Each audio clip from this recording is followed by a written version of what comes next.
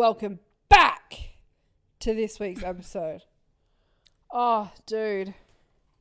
To socialise is exhausting. Yeah. All I've done this weekend is lunch, eat. Oh, What a must be life. hard living for free. It's hard to be a lady who lunches. What can I say? Yeah. But what I must say, I'm itching for summer and the river and like the beach and just give it to me. I'm all for that minus the river. Your hate for the river? I simply refuse. Like, you could tell me that fucking Niall Horan is at the river with a peach green tea with half ice and half sugar. It's very specific. Dingle dingle, because my favourite one. Dingle dingle, double pearl, and I'll be like, no, thank you, ma'am. That's not on my journey. That is not on my journey. Damn. Dirty water. Do you ever get when you wear socks and like you look down and they're fucking upside down? Yeah. Stay where you need to be. Stay where you need to be. What? get- My foot is meant to be, my heel is meant to be anchoring you. Where And then are you you going? can feel it and you're like, oh. And you see the little lump at the top. No, What are you doing up there? I have What to are take you the doing? whole thing off and get new ones Oh, it because just at that point fucking I'm pisses like, me off. they just feel like my socks. I've been in them all day and I feel gross. My feet need to breathe. Yeah. I can't. Oh Yeah. my god. I need to get a pedicure. Oh yeah. I want one of them. I need to buy like foot cream or something. Yeah. Just You know what's an actual game changer? Do you get like crusty heels sometimes? Mm-hmm. You get like this block. It's like a black block. I can't remember what it's called, but you use it in the shower and you scrub, instantly gone. bold of you to assume I can reach my feet in the shower. I'm gonna have to buy Bold a shower of you to chair. think that I have that dexterity. I'll slip over and hurt myself. So good though. I have turned into a girl. Everyone. I'm in my girl era. So, you know how I messaged you, I think it was this week, asking you what oil you use for your hair? That was weeks ago, but yeah. Okay, it'll blend. Remind me, I need to give you that oil. It all blends into one. Anyway, so I was at the supermarket a few days later doing my food shopping and I was like, let me just see what hair oils they have at Coles. Oh, so you already got one. Oh, okay. Sorry. Let me finish. Sorry. Me guessing the plot. Plot twist. Let me guess. Someone died. And then you get up. You died in aisle 7. You get up and you're like, still being Yeah, but the plot is plotting. No, I went to Coles and I was like, I don't know why. I was like, maybe they sell that brand at Coles. I don't know why I thought that. That's how. You're clinically insane. You are clinically insane. How stupid I am. Anyway, so Everyone, it's Kerastase fucking hair oil. Okay? I don't know. No one told me. So I'm going to get hate for this. I know it. Schwarzkopf. Who? One more time. Schwarzkopf. Schwarzkopf. I use their Schwarzkopf? shampoo. Yeah, I use the argan oil. Gollum extract? Vitamin Legolas? You know the one I'm talking. You know what I'm talking about, right? Argan oil? Yeah, I use their shampoo and conditioner, right, with that in it. Okay. Why are we looking at me like that? Keep going. It's fine. My hairdresser says I have great hair. Okay. Anyway, and I'm not spending how much you spend on fucking shampoo and conditioner. Okay. Anyway, they have some hair oils, and so I bought this one. It's like 6 oils in one thingy, and I bought it, and I have used it 3 times, and I can feel a difference. And it smells amazing because it's got Moroccan something in it, or like macadamia or something. Anyway, so I'm trying to think if I could name 6 oils. Olive, extra virgin, coconut, macadamia. The point is, Have I already said coconut? Yes. Avocado. Jojoba. Okay. 6? Wow. The point is, I don't know if it's good or not, but it's definitely working. You know what? You know how everyone's like, oh, it's a placebo effect. If you've noticed a difference, it's a placebo. I don't give a fuck. I If don't I'm care. noticing a difference, That's enough for me. Let me live in my world of delusion. That's enough for me. Who's it hurting? It could be real or a placebo. I don't give a fuck. If I'm noticing something, that's great. My hair feels thicker. Sign me up. It feels thicker. It feels like softer and anyway. So I'm really happy with it. Love okay. that. I still want to get the one that you've said, but this one was $11. So you win some. That's nice. Okay. Then we went and checked out the new Mecca yesterday. Yeah, so nice. And I got so nice. Sol de Janeiro hand cream. Yeah. And we both got these. I don't have a perfume. I haven't had a perfume since I last had Ariana's perfume. Okay. Cloud. And because I'm just not a perfume girly, but I really wanted one. Oh my God, I'm going to burp all episode. We ended up getting this the Cause Discovery set. Great, obsessed. I even have a handbag for those playing at home. Stop it. A true girly. It's from Temu. You do have a handbag. Yeah. It's cute. It's from Temu. Do you want me to do a what's in my bag? Yeah, do it right now. Okay. Yeah. Okay. Yeah. Entertain the people while I get my bag. Memory all alone in the moonlight. I don't know the other words. Okay. There we go. See? Are you not entertained? You're welcome. You're welcome. Oh my God. I'm stuck. The curl of the I foot. actually feel really bad for people who discover our podcast because they're like, oh, I want to hear what these people will be some wholesome say about Sweet Bobby or like their take on Love is Blind. And then we're like, this is what you're listening to. You've got to wade through the mud first. You have to earn it. Yeah. You have to earn the good stuff. So, everyone who is a visual person and watches on YouTube. For those not, I will translate. It is a black bag. It has a funky, groovy lid. It's from Temu, $20. Gold. And like for $20 Temu, that's pretty good. That's nice. That's pretty sturdy. Yeah. It's got like gold, what do you call details. this? Yeah, detailing. Yeah. Came with a second strap so I can make it longer. Stunning. So, How do you wear it? So this is the first time I've actually worn it. Yeah, cute. But yeah, I love feel, that. I love that. I feel like an NFL linebacker. I feel like my arm's too fat for that. There's not enough holes in the thing. I'd have to poke more holes. I feel I look ridiculous. No, I think it's cute I as look fuck. like It's what cute. Jason Kelsey would look like carrying this bag. Anyway. Nah, I love. So this is the first time I've used it. Okay. In my bag is the hand What shoes did you wear today? My formal slippers. Ah, nice.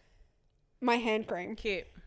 Love. $26 from Mecca. Yep. The new Mecca. That's not bad. $26. No, that's why I bought it. I was like, Yeah, that's actually all right. feasible. That's within budget. Yeah. I popped into Chemist Warehouse today and got the Gorgeous. Yep. Excellent. This one. Excellent. Great work. $16. Yep. Brilliant. From Chemist Warehouse, and I can't stop spraying it. It's the bum spray dupe. The dupe, honestly. But it's the macadamia one, number 4. That's the difference. As certified Sol de Janeiro obsessed girlies, Emco Beauty does the job, and it lasts. Like I can still smell this on me from today. Panadol and Nurofen, because essentials. I always have a headache or a cramp or something. Okay, this is one of the 3 testers. Coco's like, wow. Oh my god. This is one of the 3. Coco, you can't sit on my lap. The 3 perfume tester things, like 10 mil things that we got. This one is the Midnight Affair. Is that what it's called? Midnight Dahlia. Oh, I thought it was Midnight Affair. Anyway, has a little rolly thing on it. Put that on like that. Bob's your uncle. And that's the other reason why I bought the spray today, because I felt like I needed something I could spray on me, not just a roly-poly. Not just a roly-poly. What else do I have in here? I have my puffer, 1 tampon. Yep, that's all you need. This lip balm, the Bondi Sands lip balm with SPF 50 plus toasted coconut sunscreen lip care. We both have it. Is the best lip balm you can get on the market. You get it from Coles. I am a slut for something that I can get from Coles. Oh, yeah. Yeah, because I'm always always a Coles girl. I'm always at Coles. Yeah. You know, if you want to And sell that's it everything to me, in your handbag. Anyway, so I'm in my girl era. Let's see how long this lasts, because I hate carrying things on me. But I'm enjoying smelling like something other than But you're Benji. prepared. This is my thing with having a bag. You're always prepared. And I smell cute. Also, Because if you go to Mecca at Marion, because they reopened, you get a free gift when you buy stuff. I used the little moisturizer thing. Stunning. Do you like it? Yeah. I moisturized my legs this morning. Oh, watch out. Watch out. So, yes. What body moisturizer do you use? Normally, I'm a Sol de Janeiro girl. Let me hook you on to the best smelling. I'll let you smell it when we finish recording. But it's from Mecca. It's dirt cheap and it smells fucking delicious. Okay. If you pair it with that Emco spray, unreal. Because lately, I've just got this giant Nivea. Nivea is also a really good brand. Nivea's a good one, yeah. I love Nivea. The one I've got... Oh, they do a body wash as well. That's interesting. Is Cocoa. It's this one. It's the Soap and Glory Smoothie Star Nourishing Body Lotion. Interesting. Smells like $21, bargain. deliciousness. It's like vanilla, almondy. Okay, that's unreal. I've worked out what my scent is. Unreal. Vanilla? Yeah, but like specifically this, whatever, like the Yeah. macadamia vanilla Yeah. caramel vibe, Yeah. that is my scent. This pairs so well with that. Okay, I need to get it. Yeah, it's delicious. And it also comes in a body wash and a body scrub as well. I'm going to go buy it tomorrow. So currently I've been using the Nivea Cocoa and Indulging one because it's like $7 from Kohl's. Nivea's really good. I love Nivea. Yeah. Through and through. Yes, I agree. So anyway, I'm in my girly era. I'm enjoying it. But again, we'll see how long it lasts until I'm like rolling around in the mud again. But I had a fucking crazy dream this week that I need to talk about. Let's go. So this has happened to me once before that I can vividly remember. Specifically, it happened the night before we went to Whyalla that time on the road trip. Yeah. And that was when I had a dream that I was dating Justin Bieber. Yep. And at the time, I liked Justin Bieber, but this changed everything for me. And I was like, I am now in love with Justin Bieber. So I'm minding my own business, and I have this dream, and I'm gonna talk you through it. Okay, so we're out drinking somewhere, stock standard, and as per usual, I'm like, I'm out and about. Let me see who I can coerce into joining us. So I call someone and I'm like, hey, I can't remember like as much now, but I'm like, hey, do you want to come out? Like, come out, let's go partying, whatever. Let's go here, and here. And I'm like, oh, I only want to go off the vibes, good, whatever. Anyway, he's like, yep, I'll be there. Pulls up.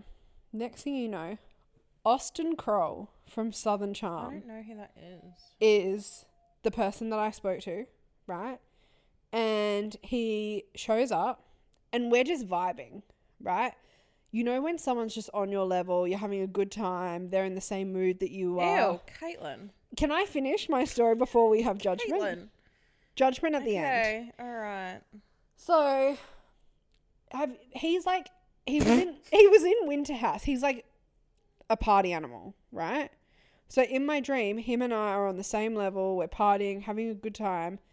Very flirtatious banter. Anyway, next thing you know, we're like making out. Whatever. In my dream, fell in love with him. I woke up the next morning. My dream was so vivid. That is a jump scare. So is that message. Jump scare. Jump scare. So my dream was so vivid. I woke up and I shit you not, I'm now in love with Austin Kroll, and I've had probably 3 dreams about him since. Wow. And I cannot stop thinking about him. Interesting. This is like, it's changed my world. Yeah, right. And I agree with you. This is not good. Not like, okay, I would like to retract my previous statement. Not ill, but ill in that, like, it's not Caitlin's type normally. That's what I mean. Like, do you know not. What? That sounded so mean. Do you know what though? I actually do find him attractive, but I don't know. I can't remember if I would have said that before. That's my only thing. Is I do find him attractive. That's but so he's bizarre. such a douche in like real Really? life. Yeah. But like if on Winter I feel House, like that's kind of your type though. it kind of is. Like, I need to send you clips of him in Winter House where he's like very funny, very flirtatious, like doesn't give a fuck kind of vibe. But if you were actually trying to date him, he would be such a fuckhead. Nightmare. Yeah. And I'm like, that's so annoying, but also a little bit of me. So I don't know. I don't know. He's so cheeky. Anyway, I'm in love with him. And the good news is Southern Charm comes back in December, so I'm going to get me some of that. Southern Charm and Summer House. Is Summer House coming in December? Is it? I thought that's what you and Nikki were talking about, was coming back in December. No, that was Southern Charm. Yawn. Have you watched any of Southern Charm? No. It's so good. So good. Austin. Maybe I'll just start from this season again. Craig's in it. So yeah, I need a lobotomy. Live, laugh, lobotomy. What have you been up to? Went to a wedding last weekend. Ooh. That was fun. Got dolled up. I was sweating dicks the whole time. I loved your outfit. Thank you. Yeah. Like, I love a wedding, don't get me wrong, but it just solidified that just is not on my journey. Yeah. Like, oh my God, having everyone look at me and want to talk to me and no. Yeah. No. Being on my feet for the whole day? I don't think so. I think it's just hosting. It's not for me. We're not good at hosting. No. We're really good at going to someone else's event. I'll rock up. And making it all about us. Yeah. And entertaining the room. Yeah. Right? Yeah. But then we can leave. And just be like, see ya. I have to be there until the very end. Yeah. That goes against everything that I believe in as a human.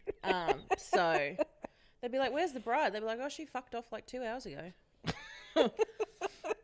Nah. Oh shit. Nah, yeah, literally. What else? Been doing a little bit of reading. Mm-hmm. Been doing a little bit of what have I been doing? Nikki and Danica's fucking Halloween decorations for their house. Halloween decorations, everyone. I've never known anyone to do Halloween decorations, and you guys are living Slayed. my fantasy. I'm obsessed. It looks so fucking good. House down. Yeah. It looks so good. The graves are my favorite. Yeah. I love them. I love them. Honestly, it made me want to do something. You should. It's so much fun. Yeah. We had, like, while we were setting it up, we had like a daughter and her dad walk their dog past, and they were like, oh, your decorations are awesome. And I was like, Oh. Now you guys need to go ham for Christmas. You need to do that front bit where you've got the graves. You need to do something big there. I'll do exactly the same, but just put Santa hats on the graves. That'll be it. Okay. Yeah, so glad you asked. Who the fuck owns the Goodreads app, right? Update your fucking app. Yeah, I'm it's sick shit. to death of looking at that crusty, rusty, dusty front face, whatever the fuck you want to call it, the layout of it. The UI of it is disgusting. Sick to death of it. Like, give it to me and I will figure out how to fucking code an app and do it myself. Like, honestly, what I want like a calendar that shows the days that I've been reading these books. There are apps that have these. I know, but I don't want to transfer my stuff over. That's my problem. Yeah. If you're going to have another app, allow it to, like, Transfer my hack data into Goodreads and get all my data and then transfer it into their layout. That's fine. Let's sync my account. But no one is doing that. Yeah. So I'm not going to start another app. I tried it at the beginning of this year and I just didn't stick to it. Yeah.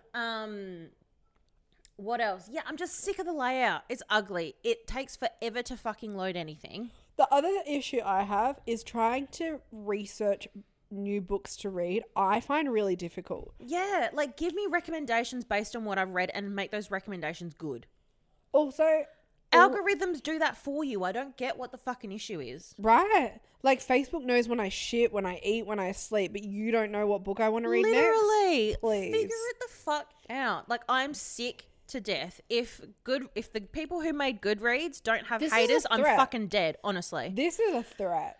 Fix your fucking app or catch these hands. I'm really fucking mad. Anyway, I want access. Give me the rights to change that app. We want to hack into the mainframe. We got shit to say. Literally.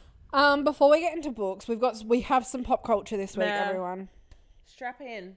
Okay, so the biggest news of the week, as far as I'm concerned, is that Bryan and his girlfriend, Brianna LaPaglia, also known as Brianna Chickenfry, they have split up. Now, this is huge. Mm-hmm. Huge. For two reasons. One, because I have been part of the, like, Reddit snark thread for the last year and silently taking in everything that has happened behind the scenes with them for the last year. 2, because Bryan announced it out of the blue on his social media, catching Brianna off guard, and then she posted a YouTube video on like her bathroom floor crying, being like, I had no idea that he was gonna post this. Like, this is like, they had broken up. It's not that she didn't know that they were broken up, but she didn't know that he was gonna post about it publicly, and she thought that she was gonna have time to kind of deal with it herself. So I'm not surprised that they broke up. Can we I would just like to start this conversation off by like saying the post that Bryan popped up, Brianna and me have broken up with each other. Brianna and me. That in and of itself says enough. Brianna and I. Yeah. Brianna and I. Yeah. Please. Yeah. That pissed me the fuck off. The minute I read that first sentence, I was like, you're a fucking piece of shit. And he made it very clear in that post that he broke up with her and that there was no mention of it being mutual. Let me read it for everyone, just so we have some context. And also, while she's getting that, for context for the people that don't know, Bryan is like quite a well-known country music artist, and Brianna is an influencer who has multiple podcasts with Barstool? Yeah. Sports, and like lived in New York. She got big on TikTok. Yeah. So we keep touching feet. It's freaking me out. Okay, well, sorry. Embrace it. Okay, so this is from Bryan. Addressing something. Brianna and me have broken up with each other, and I respect and love her with every ounce of my heart. She has loved me unconditionally for a very long time, and for that, I'll always thank her. I have had an incredibly hard year personally and struggled through some pretty severe things. I thought it would be beneficial for both of us to go our different ways. I'm not perfect and never will be. Please respect Brianna's privacy and space in this, and if you have it in your heart, mine too. With everything I am, and to anyone I let down, I am sorry. I try my best in everything. I've failed people that love me, and mostly myself.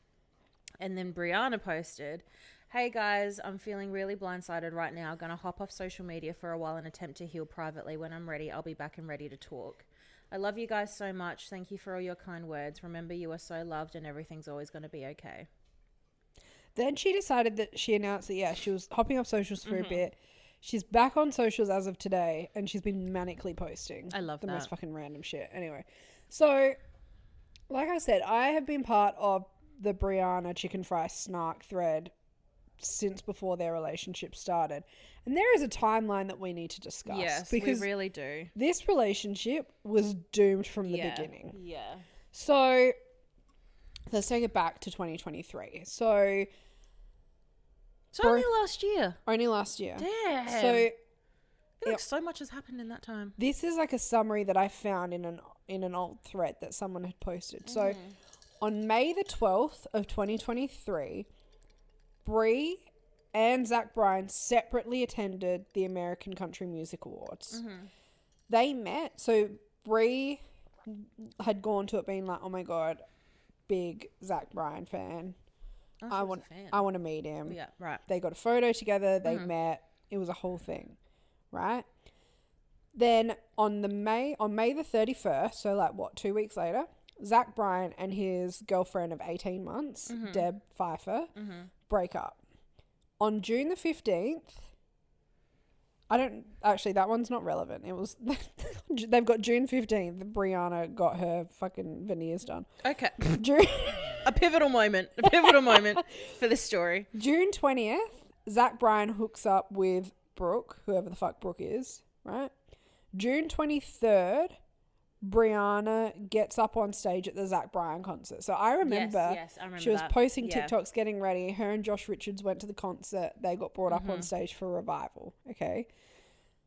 Then June 30, right? This is important. Brianna started wearing a cowboy boot necklace. Okay. That's important. We'll come back to that later. On July the 6th, she started wearing Bryan's red Phillies hat. Then July 12th, she goes on a Fiji trip, a brand trip with Grace, but she's on antibiotics and she can't drink. We will come back to that. July 17th, she gets all of her stuff out of her ex's house and crying on TikTok about it. because they broke up, right? Brianna and her boyfriend Broke up in July. broke up in July. Yeah. July 21st, she gets an 18 pancake tattoo for her and Zach Bryan's 18-hour road trip across the country. Oy July 30th, she posted a TikTok with Zach Bryan's dog Jack. August 4th, Zach Bryan posts a picture on Instagram with her on the 31st of August. Zach Bryan, Oklahoma house. She's there with like 2 new cats and a horse, the whole thing, right? And then September 14, she like dyes her hair brown. Again, this is important. We'll come back to it. And then September 27, Zach Bryan gifts her a dog, Boston, her dog Boston. November 2nd, Bree basically moves in with Zach Bryan. December 6th, the Australia trip where he came for, what was it, like Melbourne Cup or something? Yeah. And then from there, they're like glued at the hip, right? So it is very clear. She's like on tour with him and stuff, like literally. There was a period where she was on his tour bus for like 3 months. Yeah. And we'll come back to that as well. Yeah. So there is a very clear, blurry, like overlap between Zach and Deb breaking up, Bree and her ex breaking up, but then Bree and Zach hooking up. Yeah. Right? Yeah. Now, the reason why fans are making note of like when she starts to wear certain things or like dye her hair is because from the moment she like met Zach Bryan, she slowly, more and more, started copying Deb Pfeiffer. She's like a chameleon. Yeah, Zach Bryan's ex. She's anamorphing into Deb. Like, I shit you not, almost every day there'll be a post in the Reddit thread of Brianna, like what she's wearing, and like a week prior, that's what Deb was wearing. All the time. It happens too often for it not to be, or for it to be a coincidence. Yeah. And it's something that fans really pick up on. Now, the Fiji trip with her antibiotics. So, I don't know how long ago now, but someone came into the Reddit thread and was like, I hooked up with Zach Bryan between him and Deb breaking up and him and Brianna making it official. So him and girl A were hooking up June and July. He gave her an STD. And then so fans are speculating that the antibiotics that Brianna was on for the STD was because she got it from him as well. Because it's the timelines add up, right? And then Brianna then goes on tour with him. She like literally packs up her whole New York apartment, drags all her animals, all her cats, her new dog, everything onto this tour bus for like 3 months, which is insane. The whole time she's miserable and she's complaining about it. Completely like ditches her podcast commitments, like she's doing it on the road, which isn't the same. And the reason people believe she did that is because Zach Bryan has a history of when he goes on tour, he'll deactivate his Instagram account.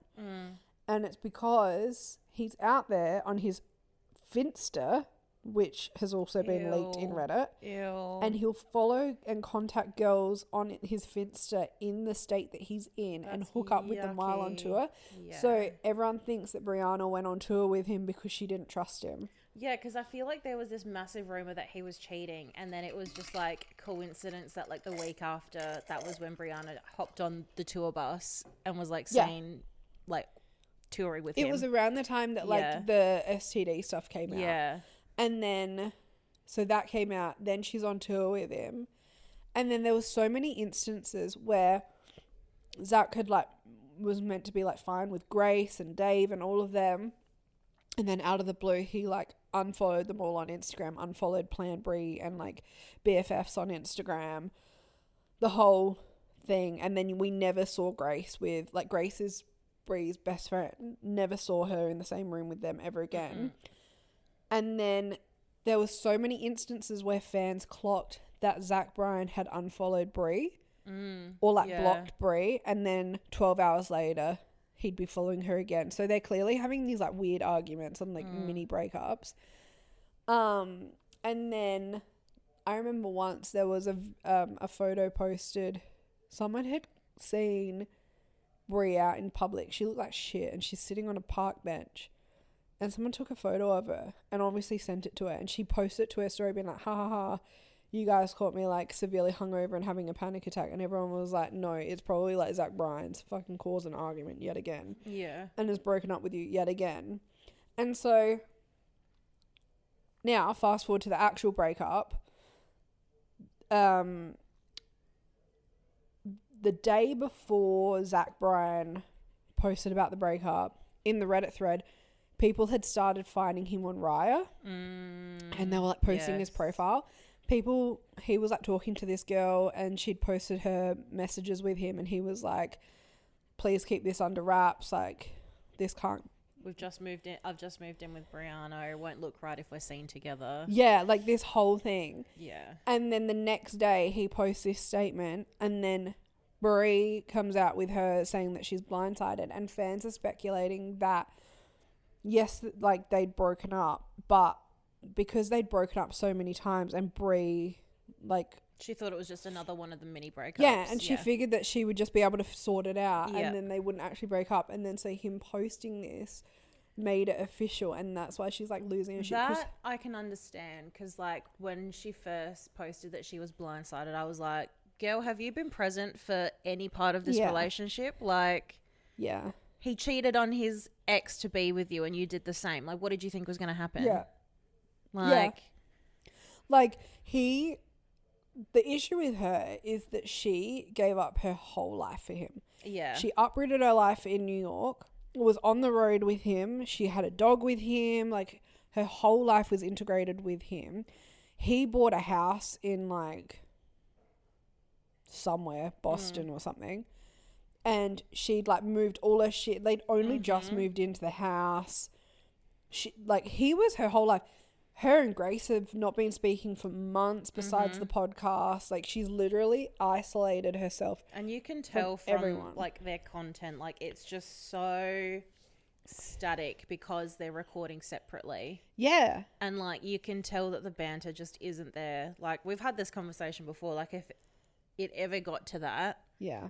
Like, how have they not been like, do we still keep doing this? Like, what's the fucking point? Yeah. Like, I get that it's their livelihood, but fuck, you can tell the difference in the quality of the content for sure. And I feel bad for Grace because, like, they were so integrated in one another's lives. And then all of a sudden, Bree's, like, not there anymore. Yeah. Her boyfriend's being a dick to Grace. Yeah.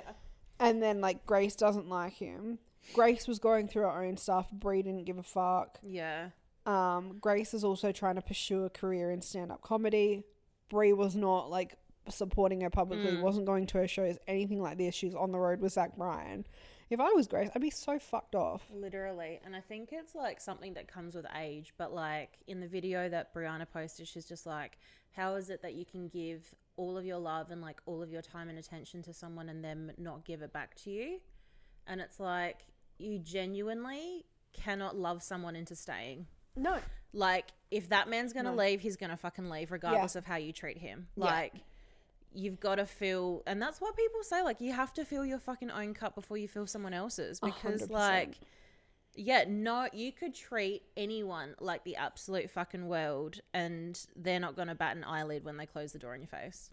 Yeah. And I also feel like if you're ever in a position where you feel like you have to sacrifice anything in your life to the extent that Brie is, to keep your partner around, you've already lost. Yeah. There's no point. You shouldn't have to drop any part of your life to make someone want to stay with you and be with you and be present in the relationship. Like, that's fucking ridiculous. I know, right? And also, can we just talk about the little pity party that Zach Bryan went on in his post?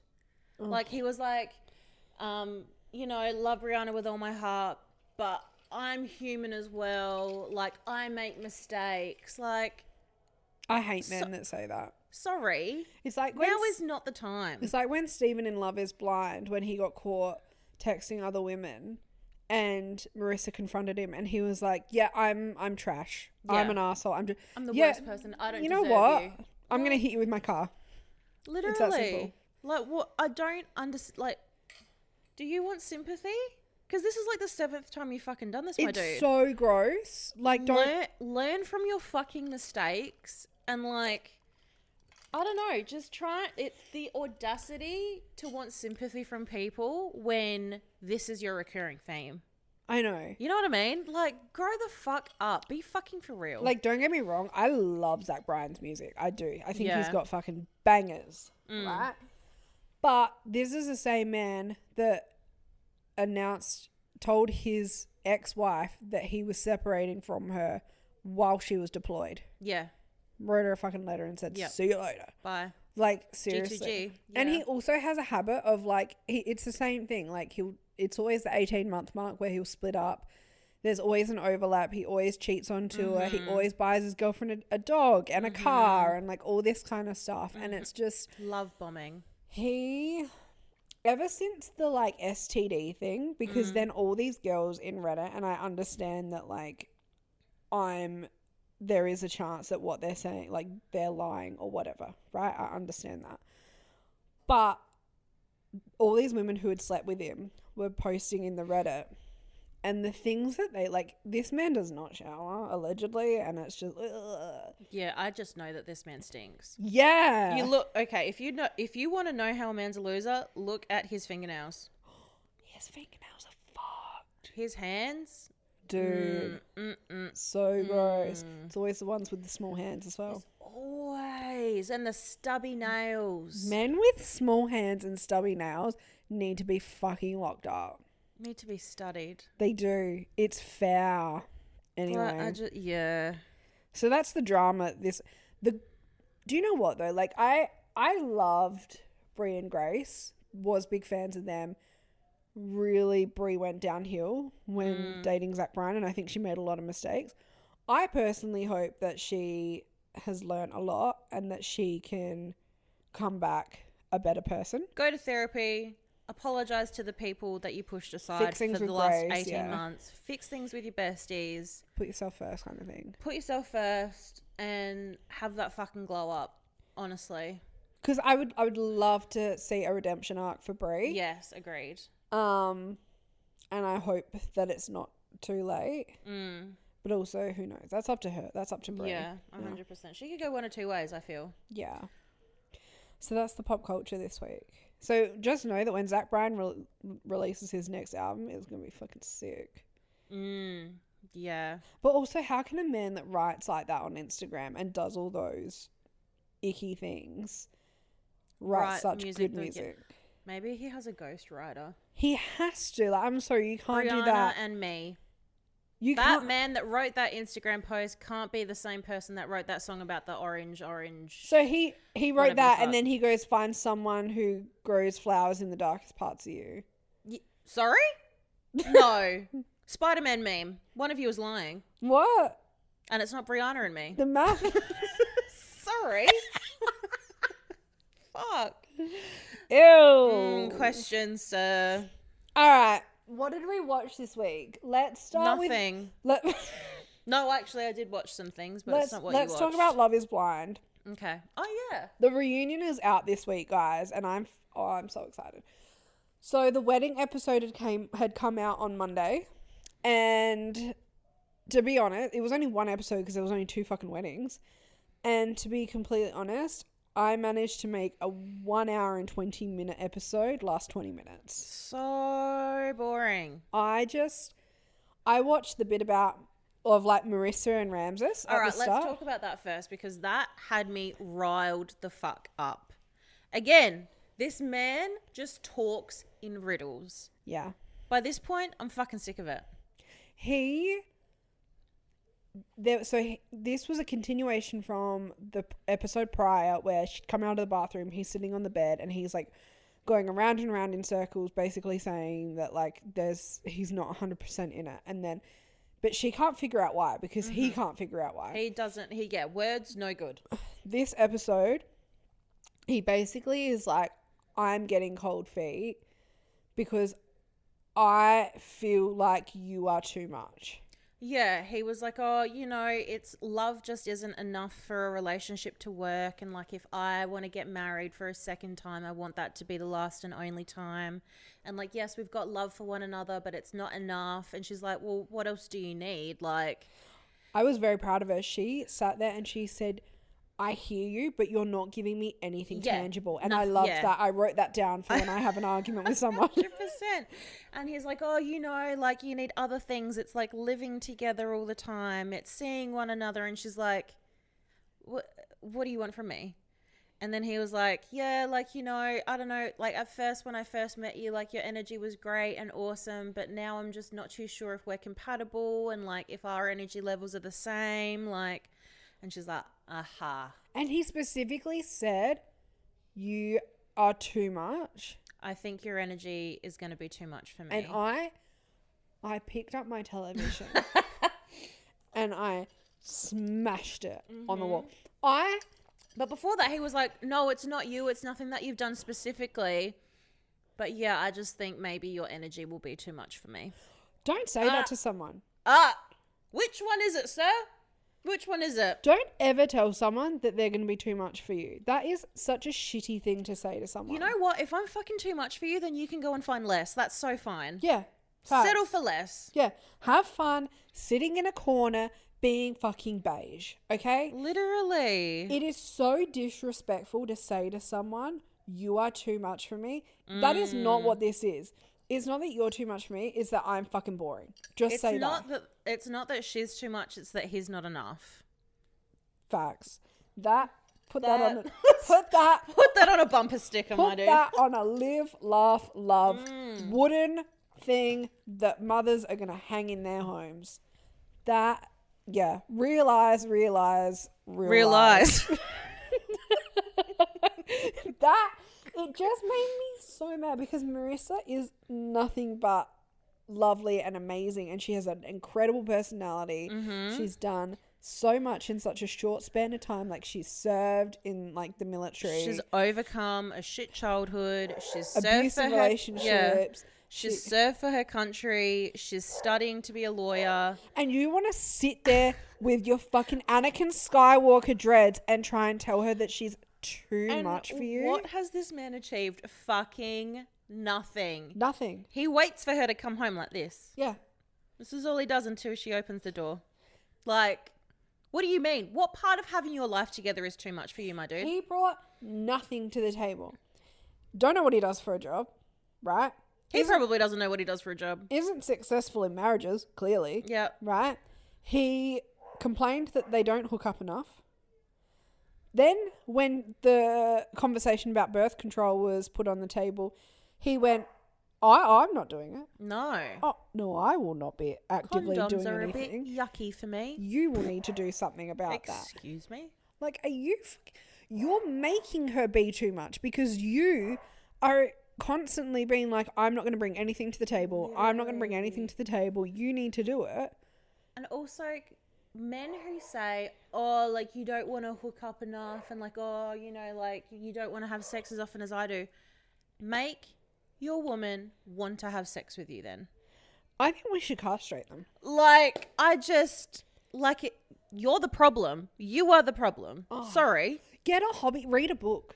Literally. If you are that wound up, read A Court of Thorns and Roses. Like, just put effort in maybe. And maybe she'll want to fucking touch you. Oh, this poor woman is traveling 2 hours every day to go to law school, sits in law school all fucking day while she's filming a reality TV show, comes home for you to stand in the kitchen and mope about.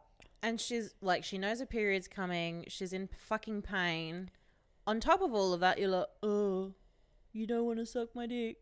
Well, I think you're a bit much for me and I don't know if this is going to work. It's infuriating. It is infuriating. And honestly, I hope she looks back and in the reunion, I hope she can see the bullet that she fucking dodged because it was a silver one, honestly. 100%.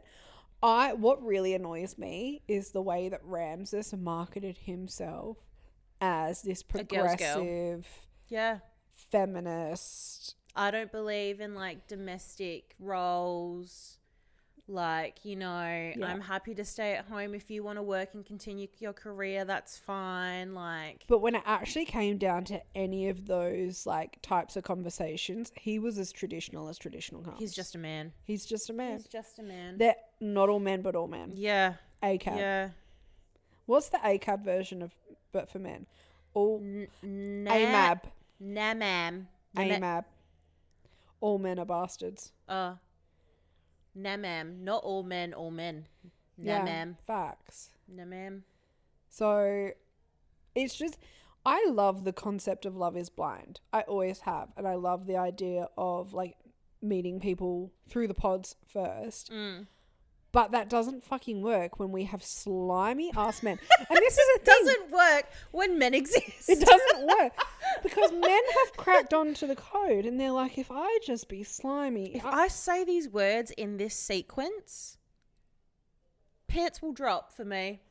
That infuriates me. How are we as women meant to get anything done in life when men are just sliming everywhere? Yeah. They figure out, we find new ways to make it harder for them, and then they all congregate together and they go, well, we're going to figure this one out. Yeah. And then they all figure it out and then they ruin it for us. But like, men think that it's so fucking hard to crack women, but it's really not. It's not. Have a hobby. Be fucking nice. Shower. Have more than 2 pillows. Have a little bit of a personality. That's it. And be considerate for others. And ask them questions about themselves. Get to know them. That is all you need to do. And do things like take out the trash. And just do the dishes. Know how to exist. Like, genuinely. Know how to pay a bill. That's it. It's not fucking rocket science. Like, I just don't understand how men are like, oh, like women are so hot. We're really not. We're not. We're really fucking not.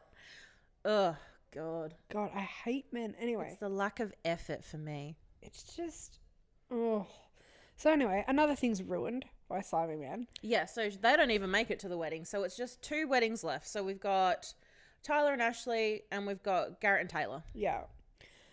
I did not watch a minute of Ashley and Tyler's wedding because I knew that they were both saying yes. Yeah. I knew it. Both couples ended up saying yes, so I did watch. God bless. I did watch Taylor and Garrett, and I do love Taylor and Garrett. I think they're really still cute together. Yeah, I'm very I hope happy so. for them. They fucking better be. Very happy for them. I'm interested to see if Ashley and Tyler are still together. 100%. With all the stuff that has come out about Tyler's kids. They are 100. Because I was thinking about this, right? Because this show was filmed a year ago, right? So there is no way that they have gone a whole year without her encountering any of this or any of this coming to light. I 100% think that they're still together. And I think she is going to defend him to the ends of the earth in the reunion. I think now that, they're married, I feel like they're in for life. Yeah, I feel like she's too far gone now. Yeah, she's agreed. like, I've come this far. Yep. So I'm can't wait for that. I'm very excited for the reunion. But yeah, the weddings were they're mid. Yeah, whatever. They always are though. What else did I watch? Okay, so I watched. There is a new TV doco series out at the moment. It came out this week. Netflix Zodiac. So it's called This Is the Zodiac Speaking, and it's a 3-part true crime doco series about a family searching for answers, and they share clues and eye-opening testimonies about the prime suspect in the Zodiac murders, right? Now, I don't know shit about the Zodiac killer. Me either, but I thought they figured out who he was. Oh, really? Yeah, recently. I thought that no one knew who he was still. No, I thought that they solved it. Oh. I could be wrong, though. It could be... that could be Porky's. All I knew was that there was a movie about it, and this guy really fucking went ham back in his day. Let me check. It has Jake Gyllenhaal in it. Yeah. Did they? It's called Zodiac. Yeah. I wonder. Huh. Anyway, I don't know. So basically, I'm sure that they have an inkling that it was this guy. Well, this docu-series basically it primarily follows like these people who, there's like a trio of siblings and a few other people who grew up with this teacher named, his full name was Arthur Lee Allen, right? And this docuseries talks through like what happened with the Zodiac killer and like what he did back in like the 60s and 70s, and then simultaneously follows like these people when they were kids and like their relationship with Arthur Lee Allen, and then it kind of comes and meets at a head in episode 2 because it is believed by some people that Arthur Lee Allen was the Zodiac killer. So the first episode was a little bit hard to get into, but the second episode really starts to ramp up. And essentially, a lot of the like evidence isn't new, but there is this one box of evidence in that one of the kids has, right? That apparently is like all new stuff. I haven't got to that part yet. I literally have 30 minutes left of the last episode. But apparently it's like all new. But everything in this series about Arthur Lee Allen makes me think it was him. Yeah, and then allegedly when he was on his deathbed, he died when he was in his 50s from cancer. He admitted to it, but then he took it back. Oh. He was like, oh, yep, it was me. Love jokes.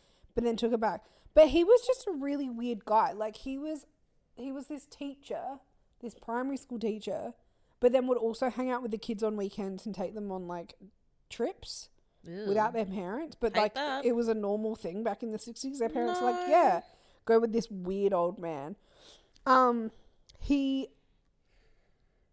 apparently, on his deathbed, one of the girls, like, that was a student of his called him up and was like straight out asked him like, were you the Zodiac killer? And he admitted to drugging the kids. Oh. He admitted to molesting one of the kids. No, don't do that. He admitted to, like I said, being the Zodiac killer, but then he fucking redacted it. He, like, weird shit happened. Like, there was one scene of, like, one of the murders, and he, like, one weekend, he's like to the kids, come on, kids, I'm going to take you down to the beach today, right? So it's these 3 siblings. They get in the car with him. They go down to this beach, and he pulls over on the side of the road, and he's like, you guys wait in the car here. He goes around to the trunk, gets his stuff out of the trunk, goes down to the beach, but they can't see the beach from where they are. And he's gone for like over an hour. And then when he comes back, he's like huffing and puffing and like in a rush, and he's got like blood on his hand and like just really weird vibes. And that place and that date, 2 students were killed. Like, not like young students, but like older students, because he had a thing for students. 2 people were killed, and that was like some of the first of the Zodiac's victims. And that like created, I guess, the formula for what he was going to do moving forward. So in 2023, FBI has identified Zodiac killer as Air Force veteran Gary Francis Post, who died in 2018 and has partial DNA sample that could link him to 5 serial murders, cold case investigator claims. Who the fuck is he? He's not mentioned once in what I'm watching. Now I'm super confused. Yeah. Damn. Crazy. This guy got done for being like a weird child nonce and stuff. See, that seems odd to me, having no, like, you know, background on it, that if you're a nonce, your demographic for victims would then be adults. Yeah, it was really weird. You know what I mean? Like, there are elements of it where I'm like, oh, fuck, it has to be him. Like, it makes sense. Like, all signs point to this guy. Yeah. But then, for example, like a lot of the murders were very scattered around California. There was some in San Fran, some like northern San Fran, some south of San, like they weren't all in the same spot. And I'm like, so you're telling me this dude's a teacher? He's active within his community. How's he traveling all over the gaff? Yeah. Yeah. And doing this and then writing into the newspapers and like doing all this kind of stuff. Who has that much? Like we say men should have a hobby, but that's too much. Don't have that hobby. That's too, not a hobby. That's too much hobbies. That's a bad hobby to have. That's lots of hobbies. Lots of naughty hobbies. Hobbies not to have. Nonce, killing, catfishing. Writing letters to newspapers in code. Not against that, funnily enough. You want to write to newspapers in code? That's fucking weird. You're the Zodiac killer. Where were you 1970, November 1970? Where the fuck were you? Well, my dad was 1 and my mum wasn't even born, so I wasn't even Interesting. Got my fucking eye on you. There was like towards the start, because they obviously set the scene up and like tell you about who this fucking Arthur Lee Allen guy is. And so he's a teacher, and what he would do in class, he was obsessed with code, like creating codes. And so what he would do with his students is he would create codes and then the students would have to decipher them. Now, new hobby alert, I think we should get into code. No. I feel like it would be, imagine us writing like secret little letters to each other. I do want to learn Python, but I feel like that's a different kind of code. What the fuck is Python? It's like you create like codes to analyze data. I'm afraid. So like you tell the computer what you want to analyze.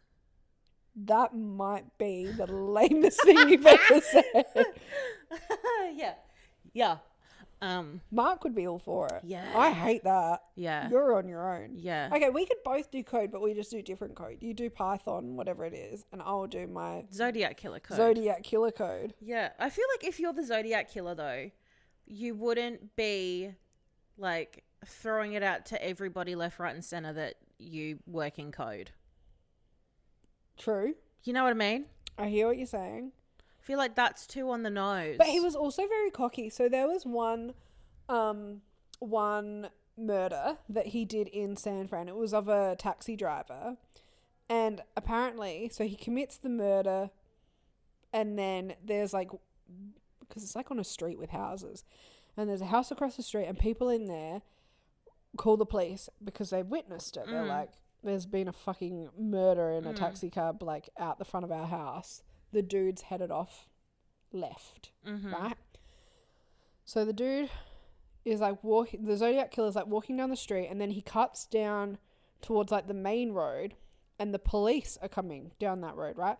Apparently the police pull him over and stop him and they're like, "Sir, have you seen like a bad guy who allegedly killed a cab driver?" And the Zodiac killer goes, "You know what? Now you mention it. He went that way. He went that way, actually." And they went, "Why, thank you. Thank you for your patronage, There was sir." another incident as well where, so he'd gone and killed 2 college students, I think it was, out like north of San Fran by this like water lake something. And he'd stabbed them. One of them actually survived. The male survived. Yeah, right. Stabbed them, and as the Zodiac killer's like leaving the scene, like driving off, whatever, he gets pulled over just randomly by a police officer, and the police officer notices that there's like blood on the passenger seat and like a knife, and he questions him about it, and the Zodiac killer goes, "I just killed some chickens, and I used that to kill some chickens." And the police officer said, "My dude, who doesn't love a chicken? Say less. Buck, bitch. Be on your merry way." See ya. So there was apparently multiple instances where like the police had had encountered the Zodiac killer and like just let him go. Yeah, they were just like, "You know what, dude? That happened to Ted Bundy. That's nuts. Crazy shit."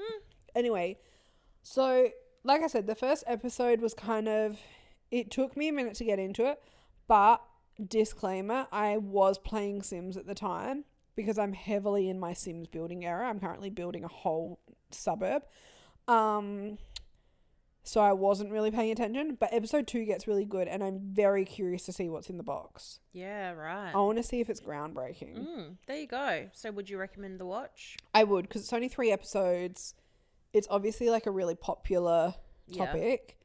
And I think if you're looking for a true crime watch, definitely give that a go. Stunning. I also tried to watch It's What's Inside, that new thriller on Netflix that you told me about. Yeah. And again, I think I need to sit down and properly watch it, because the premise of it was good, but you have to be paying attention. Yeah, you gotta be, And I wasn't, because again, I was playing Sims. So apologies to our listeners that Sims has been on the forefront. Let's leave that, because I'll actually watch it this week and then we can do a proper review. No, definitely. But while we didn't watch a lot, we've been reading. We've been reading a lot. Girls, the signs are looking good for this book club next year, I'll tell you that. Yeah. All right. We hate to say it. Hit it, Swither. Oh. It's your turn. Okay. I don't shut up every episode. You want me to speak? I was just taking my nail polish off. You're like, oh, fuck, we're recording. Shit. So we finished reading Notes on an Execution this week. Did we tell everyone that we finished Fantastic Land? Yeah, you did. Okay. Yep. Moving on. Yep. So this is the story of a man on death row. Ansel Packer. And he is a serial killer, and he murders, I think is it 4 or 5 women. Collectively, they're called the girls. 4 women. Yeah. And he's on death row, and it's essentially the story of his life told from the point of view of the women that he's come across his life, and the women involved in the case. Yeah. And his story. And then there's also chapters from his point of view as well, as he's on death row. Thoughts? So this book was really hard to get into to start with. It's actually a really dark, sad read if you think about it. Like, the first part of the book is obviously setting the scene. It's him, being born, and him as a kid, and what he went through as a child. And I found that really depressing and hard to follow. Not hard to follow, like it was confusing, but it was just like, fuck, this is just... It's bleak. It's so bleak. It's miserable. Yeah. But then... And I think I got like 35-40% of the way through, and I was saying to you, I was like, dude... You were like, oh my God, how good is Notes on an Execution? And I went, are we reading the same book? Yeah. Wasn't loving it. However, I'm really glad that I persevered, because you start to about 40 or 50% of the way through, start to follow this police officer. Safi. And that's where it gets really good, because you start to get the feel of like a true crime, whodunit kind of book. And that makes it a lot more interesting, because you have something to look forward to. Like, prior to that, to me, all it was, is he going to escape death row, or is he not? Yeah. Whereas at this point, it was like, how did he get caught? Like, that whole thing. Yeah. I loved this book. Oh. I loved how it was written. I wouldn't go that far. I thought the story was unreal. I loved how all of it was kind of like tied together, not just because it's like from Ansel's point of view, but like how all the characters kind of knew one another from like separate parts of their lives. That, yeah. And I love the concept of like, if any of the characters had made different choices, the outcome of the story would have been completely different. Yeah. And like, also, sorry, but if I was a serial killer, there is no way that I would leave like a manuscript. I don't have enough thoughts to form an actual full book. Man behavior to be like, wow, my thoughts are so important. Let me write down every single thought that I've ever had in my entire life, and then I think you need to publish it and sell it to newspapers. And the way that he thought that it was going to be groundbreaking and he was going to get famous from it. The way that he thought he was going to escape death row. Do you know what? With a gun and a dream. I was actually really disappointed when he didn't, because I was like, oh, because in my head, I was like, searches under the fucking seat and there's nothing there, and he's like, oh no. I'm dying today. I What do really you wanted him to mean? escape because before like you meet the cop kind of thing, nothing else is really happening. So I'm Yeah. like, fuck, what am I going to read about for the rest of this book? Yeah. I don't want to just read his thoughts up until death row. Yeah. But then, because the woman, the female like prison officer Yeah. who's like supposed to be helping him, what I did like was I felt very sorry for her, and I think she has her own issues going on. But the moment that he realized, because he had this thing where he thought that he could manipulate any woman. He was like, I understand women. I know what they want and I can make them do whatever I want. And the moment that he realized that he'd failed with her, I was like, suck a big fat fucking dick, you ugly man. Yeah, facts. I thought the ending was really sad. Mm-hmm. And like how Blue went to watch as his witness. Yeah. I thought that was really sad. Yeah, it's a dark, like there's no joy that's coming out of this book, honestly. But I just thought it was so well written. If I could give it 4.5 stars, I would. Okay, so I gave it 3 stars, and I think it was well written and it was an interesting book. I think it's partly because a lot of what I've been consuming lately, like Woman of the Hour, so much stuff is about like men killing or harming women. As I was reading this, there was a moment where I was like, again, the storyline, it's about a man killing women. Taylor's old as time, Joe. And how and like I just had a moment where I was like, we just don't get a break. Yeah. And like I know it's a book. I know it's a book and I know it's Yeah. like not real and all of that. But it was Yeah. a moment where I was like, we just can't catch a fucking break. And it's always like women just trying to go about their business, and there's some fucked up stupid man who has to come along and ruin that. And I was like, it's just exhausting. Like that was the feeling I had. I was like, this storyline, and I think it was more the fact that like that's just the storyline of life as well. I was like, this is exhausting and I just wish it was something else. Yeah. Like I totally get where you're coming from with that, from that point of view. Yeah. But I think what I took from the book was more like every choice that you make in life will like impact the outcome of like, it's like the butterfly effect. Yeah. You know what I mean? Like every single choice that you make will impact you down the road. And it's just like, for example, if Ansel didn't wink at Safi at Miss Gemma's house when they were 12 and she didn't form a crush on him, she probably wouldn't have become an FBI agent or like a cop. Yeah. And she wouldn't have been assigned to that case, and she wouldn't have had such like a inkling about Ansel. Yeah. Or like if Safi didn't tell Blue and Rachel what Ansel had done and what she was suspicious of, and like that he was a serial killer, he wouldn't have left the Blue house and he wouldn't have murdered Jenny.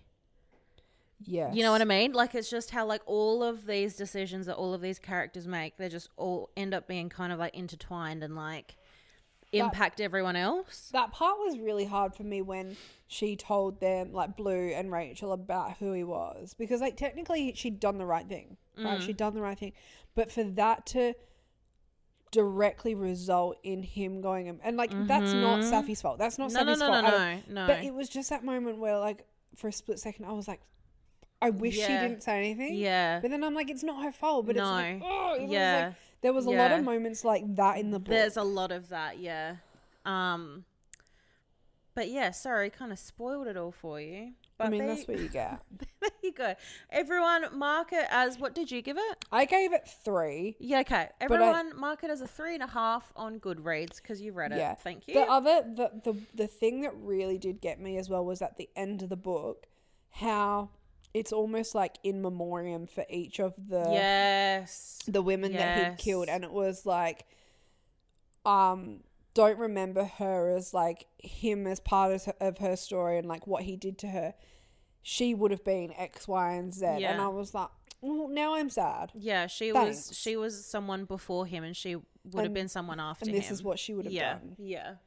No, that was fucking rough. It was like it was nothing like what I expected. I I thought it was going to be more... It was just way more harrowing Yeah. and poignant than I ever anticipated. Same. And it actually had significant meaning behind it. And I don't think I was ready for it. Yeah. I was like, fuck. And I also didn't think that it would be written as beautifully as what it was. It was well written. It was an easy read as well. Yeah. Which was nice. So, yeah, if you want something equally beautiful and tragic, that's this all over. Yeah. So we read Fantastic Land. We've read Notes on an Execution. The next one we are meant to read is Intermezzo by Sally Rooney. Now, I feel depressed because of Notes on an Execution. And I just think I need a pick-me-up. have you started reading Intermezzo? No. Okay. I haven't. I'm like 3% of the way through. You can't judge it before 30%. Now, part 1, time left to read. Actually, you know what? Let me bring it up. Let me bring it up for everyone involved. No. Right. So, now I don't think I'm a slow reader, right? No, you're quick. So, time left in chapter 8 hours and 45 minutes. No, how long in the book? 12 hours and 10 minutes. Hang on, Intermezzo page count. It's only 464 pages. Yeah, well, look how fucking it's written. There are no breaks in the page. Sally Rooney. What the fuck? What the hell? Yeah, so I feel like I've been reading forever and I'm only on 3%. Peter annoys me. Okay. Loser. Yeah. He's the older one, I think. And he's kind of like seeing this girl Naomi, but she's kind of like not good enough to be with him and she's younger. And then he's also kind of seeing this older lady. Okay. Pick one. And again, the lack of quotation marks. Am I reading a thought? Am I reading the author? Am I reading what Peter is saying? I have no fucking idea who's speaking right now. Someone hold the magic conch so I know who's talking. I just don't. I'm too dumb. Sally Doll. Come on. So. And it's very. I need to find you like a bit of dialogue just so you can get a feel for what the fuck is saying. But you keep going. Okay, so I finished my book last night and I was like, I want to read another book, but I mentally just need a palate cleanser and a pick-me-up from all the true crime and misery that I've been consuming of late. So I went through my Goodreads to read. Have you found one? You just... Yeah. Oh, go. You like her. I do. Fond of her. Very fond. Very much so. He wants almost, and at the same time wants not to tell Sylvia what happened, that Naomi, etc., the website, etc. For what reason? Not to show that it's okay. Her, the others, himself, nothing to worry about. Relationships these days, or conversely, to weasel some sympathy. Sexual humiliation, little bit of a turn on maybe. She's asking again about Naomi's tenancy situation, and then it goes on about fucking. Oh, so it's written by AI. See, okay. what the hell? I don't know. I'm just. Okay. Again, I think it's because men have been doing us dirty in everything we've consumed, and now I'm like, oh, a book about men's thoughts? Bin. That's where I'm at. Fucking put it in the bin. I don't care what a man thinks, actually. Thank you. So I went through my Goodreads. I've had a look at the Sunday Times bestsellers, and I've picked 4 books. Okay. Are we doing a revote?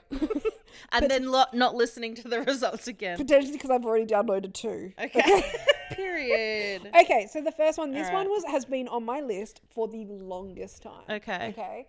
And the rating on Goodreads is 3.37. Oh. But it was on Reese's Book Club. It was on the Sunday Times bestsellers list. That means nothing. Okay, so you would have heard of it. It's called The Sanatorium by Sarah Pierce. Half hidden by forest and overshadowed by threatening peaks, I have my nail polish on. Les Summit has always been a sinister place. Long plagued by troubling rumours, the former abandoned sanatorium has since been renovated into a 5-star minimalist hotel. An imposing, isolated getaway spot high up in the Swiss Alps. I watched this movie. This movie sucks ass. Oh, it's a movie? Yeah. It's weird. I mean, you can read it. I mean, the ending's a bit didn't see it coming. But... Arriving in the midst of a threatening storm, Elaine immediately feels on edge. There's something about the hotel that makes her nervous. And when they wake the following morning to discover Laurie is missing, Ellen must trust her instincts if they hope to find her. With the storm closing off all access to the hotel, the longer Laurie stays missing, the more the remaining guests start to panic. Oh no, it is a movie. Oh. From 2013. I didn't know that. No, I don't think that's a movie that I was watching. It's like a mystery thriller crime vibe. It's 400 pages. Ew. It was $4 something, so I've downloaded it. Oh yeah. On Period. Goodreads. So that's What's option. the movie that I watched? That's option 1. Option 2, which I found on the Sunday Times bestsellers list. Yep. It's called The Husbands by Holly Gramazio. Oh yeah. When Lauren A returns... Cure for Wellness is the movie that I'm thinking about. So Interesting. Ignore everything that I said about being yucky. I always ignore what you say, don't worry. Okay, rude. When Lauren returns home to her flat in London late one night, she is greeted at the door by her husband, Michael. There's only one problem. Fuck Michael. She's not married. She's never seen this man before. This is my dream of how I get into a relationship. A man is just at my front door, like, welcome home. I'll be like, yeah, same. Right? Wait. No, you welcome home. Listen to this. She's never seen this man before in her life, but according to her friends, her much improved decor and the photos on her phone, Improved decor. They've been together for years. Interesting. As Lauren tries to puzzle out how she could be married to someone she can't remember meeting, Michael goes to the attic to change a light bulb and abruptly disappears. Oh, In his place, a new man emerges. In his place, a new man emerges and a new, slightly altered life reforms around her. Realizing that her attic is creating an infinite supply of husbands, Lauren confronts the question. If swapping lives is as easy as changing a light bulb, how do you know you've taken the right path? When do you stop trying to do better and actually start living? This is like the episode of Treehouse of Horror where Homer gets his hand stuck in the toaster and he goes to different realities. Yeah. And they all have the lizard tongues. And then the last one, he ends up on like Earth, like the real one. I hated it. Yeah. It was so jarring. Sounds fun. That sounds kind of cute, rom-com, kind of thriller, kind of. It's meant to be a play on dating apps. Like, you know how like you're always swiping, like, and if you don't like, I kind of like that. Yeah. Okay. So I kind of like that. What's the rating on Goodreads? 3.52. Ooh. Okay. Okay. The next one that I have on my list is The Women by Kristen Hanna. So women can be heroes when 20-year-old nursing student Frances Frankie McGrath hears these words. It's a revelation. Raised in the sun-drenched, idyllic world of Southern California and sheltered by her conservative parents, she has always prided herself on doing the right thing. But in 1965, the world is changing and she suddenly dares to imagine a different future for herself. When her brother ships out to serve in Vietnam, she joins the Army Nurse Corps. No. And follows it. It's a bit... I want to read it, but it's a bit intense. Yeah. It's got 4.63. Right? It's on my list, but I don't think it's for now. Nah, bye. Then my last option is You Are Here by David Nichols. It's got 4.05 on Goodreads, and Sunday Times voted it like the best romance book of the year. So Michael is coming undone. Adrift after his wife's departure, he has begun taking himself on long solitary walks across the English countryside. Becoming an ever more reclusive, he'll do anything to avoid his empty house. Marnie, on the other hand, is stuck, hiding alone in a London flat. She avoids old friends and any reminders of her rotten, selfish ex-husband. Curled up with a good book, she's battling the long afternoons of a life that feels like it's passing her by, when a persistent mutual friend and some very unpredictable weather conspire to toss Michael and Marnie together on the most epic of 10-day hikes. Neither of them can think of anything worse until, of course, they discover exactly what they've been looking for. And it's meant to be like a will they, won't they get together. Happy ending. 368 pages kind of vibe. They're my picks. That's what I want to bring to the table. I hate all of them. I'll be real with you. The Husbands doesn't sound that bad. That one sounds alright. Out of all of them, I'd have to pick that one. Okay, what are you bringing to the table? Nothing of thought, really. Hang on. Let me do my research on the pod. Sunday Times best books of 2020. Sunday Times can suck a fat one. What credibility do they have? They're only like the leading fucking... I don't trust it. Where do you get your book picks from then? Just from Goodreads. Nah, see, I don't know how to work Goodreads. I don't trust it. What kind of vibe are we going? Are we going rom-com? I don't really want to do that. I need something lighthearted. Oh, And it can't be about God. men being cunts because which I know is rare. That's very hard then. It's just too My much. issue is that all of my Goodreads is thrillers because I don't like rom-com. See, I don't know if I can do another thriller right now. Yeah, no, I'm very much the same, but I can't give any recs that are anything other than. See my problem? Best. The only other one that I have on here that isn't a rom-com is The 7-Year Slip. 70. Why does that sound familiar? Yeah, what's this? So, Goodreads listed. Right, ready? I wasn't talking. An overworked book publicist with a perfectly planned future hits a snag when she falls in love with her temporary roommate, only to discover he lives 7 years in the past in this witty and wise novel from the New York Times bestselling author of The Dead Romantics. Sometimes the worst day of your life happens and you have to figure out how to live after it. So Clementine forms a plan to keep her heart safe, work hard, find someone decent to love, and try to remember to chase the moon. The last one is silly and obviously metaphorical, but her aunt always told her that you need at least one big dream to keep you going. And for the last year, that plan has gone off without a hitch, mostly. The love part is hard because she doesn't want to get too close to anyone. She isn't sure her heart can take it. And then she finds a strange man standing in the kitchen of her late aunt's apartment. A man with kind eyes and a southern drawl and a taste for lemon pies. The kind of man that, before it all, she would have fallen head over heels for, and she might again, except he exists in the past, 7 years ago to be exact, and she quite literally lives 7 years in the future. Her aunt always said the apartment was a pinch in time, a place where moments blend together like watercolours, and Clementine knows that if she lets her heart fall, she'll be doomed. After all, love is never a matter of time, but a matter of timing. Okay. I'm not against it. It made me think of, that Chestnut Spring series or whatever it is about the cowboy, and it's like meant to be this anyway, I was like, fuck, maybe I should read that. Can I just say The Women by Kristen Hanna, that one that I spoke about before, that is the #1 pick for 2024 on Goodreads. I'm not saying we read it though. I do want to read it. That's crazy. What about this? I hope this finds you well. As far as Jolene is concerned, her interactions with her colleagues should start and end with her official duties as an admin for super shops. Okay, mood. Unfortunately, her irritating, incompetent workers don't seem to understand the importance of boundaries. Her secret to survival, she vents her grievances in petty email postscripts, then changes the text color to white so no one can see.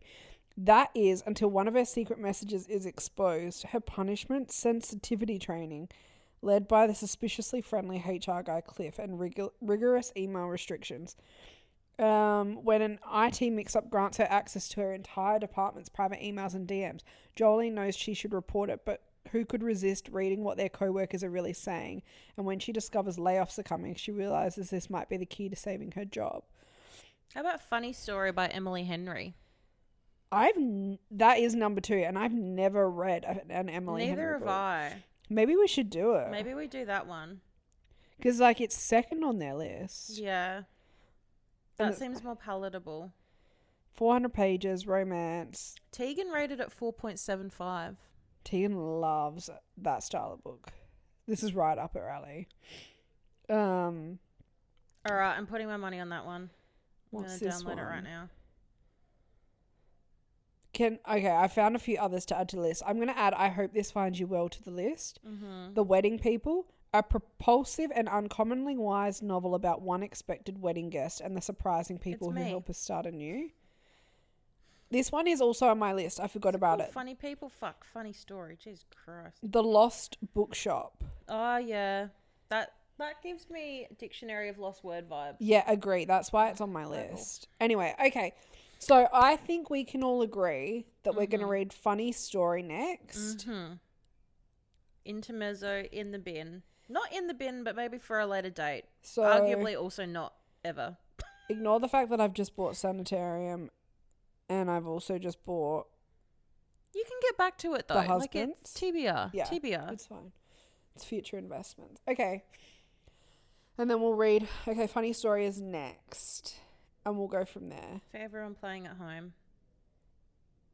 Cool. I think that was it. Can't wait to hate this. I think I might like it. I've been hesitant because I am afraid of really cheesy rom-coms. Yeah.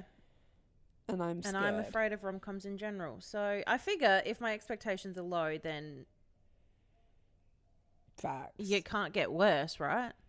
Facts. You know, it is what it is. Yeah. Okay, I think that's it.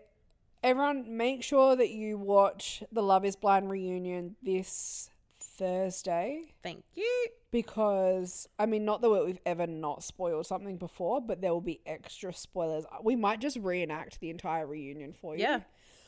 Other news for reality TV, just before we wrap up, there's a new Housewives, like Real Housewives of, coming, and it's Real Housewives of London. Hey, you announced it. Oh, that's this fun. week. Yeah. I could get around that. Let's get into that from the get-go.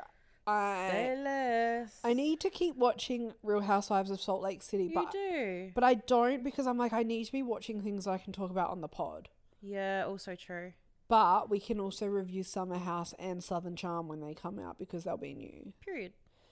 I think that's it, everyone.